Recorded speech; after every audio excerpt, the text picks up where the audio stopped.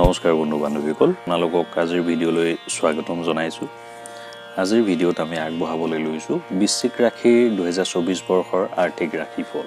বৃশ্চিক ৰাশিৰ 2024 বৰ্ষৰ ৰাশিফল অনুসৰি আৰ্থিক দিশত এই বৰ্ষটো আপোনাৰ বাবে ভাল হ'ব। বৰ্ষটোৰ আৰম্ভণিৰ পৰাই একাদশ গৃহত কেতু উপস্থিত থাকিব, যি আৰ্থিক দিশত স্থিৰতা প্ৰদান কৰাত যথেষ্ট সহায় কৰিব। অৱশ্যে বৰ্ষটোৰ প্ৰথমাৰ্ধতে বৃহস্পতি ষষ্ঠ গৃহত স্থিত হৈ কিছু প্ৰত্যাহ্বান প্ৰদান কৰিব। ইয়াৰ বাবে আপুনি আৰ্থিক পৰিচালনাৰ প্ৰতি কিছু গুৰুত্ব প্ৰদান কৰিব লাগিব। বৰ্ষটোৰ আৰম্ভণিতে মংগল আৰু সূৰ্য দ্বিতীয় গৃহত স্থিত হোৱাৰ ফলত আৰ্থিক প্ৰত্যাহ্বান থাকিব, কিন্তু আপুনি সেই প্ৰত্যাহ্বানবোৰ অতিক্ৰম কৰি লাহে লাহে নিজৰ আৰ্থিক স্থিতি শক্তিশালী কৰিবলৈ সমৰ্থ হ'ব।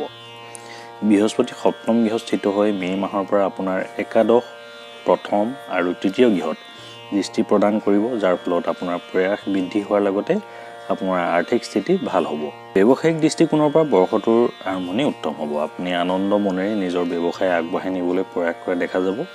চতুৰ্থ গৃহত স্থিত শনিয়ে আপোনাক পৰিয়ালৰ পৰা দূৰলৈ গৈ ব্যৱসায় কৰিবৰ বাবে প্ৰেৰিত কৰিব আৰু এই ক্ষেত্ৰত আপুনি সফলতা লাভ কৰিব। কনষ্ট্ৰাকশ্যনৰ কাম কৰা জাতকসকলে অত্যন্ত লাভ প্ৰাপ্তি কৰাৰ যোগ আছে।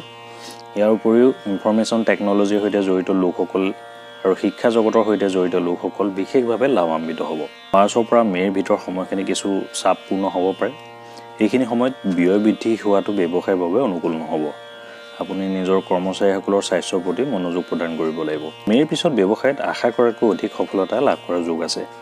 এই সময়ছোৱাত আপোনাৰ ব্যৱসায় বিস্তৃত হোৱাৰ সম্ভাৱনা আছে, অথবা যদিহে ব্যৱসায় কোনো নতুন দিশত আগবঢ়াব বিচাৰে অথবা নতুন কাম আৰম্ভ কৰিব বিচাৰে, তেনেহ'লে তাৰ বাবে মে'ৰ পিছত আপুনি এনে পদক্ষেপ গ্ৰহণ কৰিলে আপুনি উত্তম সফলতা লাভ কৰিব পাৰিব। আপোনাৰ ব্যৱসায়িক মহত্বাকাংক্ষাসমূহ এই বৰ্ষত যথেষ্ট ভালদৰে পূৰ্ণ হোৱাৰ সম্ভাৱনা আছে, যাৰ ফলত আপোনাৰ আত্মসন্মান বৃদ্ধি হোৱা দেখা যাব আৰু ইতিবাচক প্ৰভাৱে আপোনাৰ ব্যৱসায়ত উন্নতি প্ৰদান কৰিব।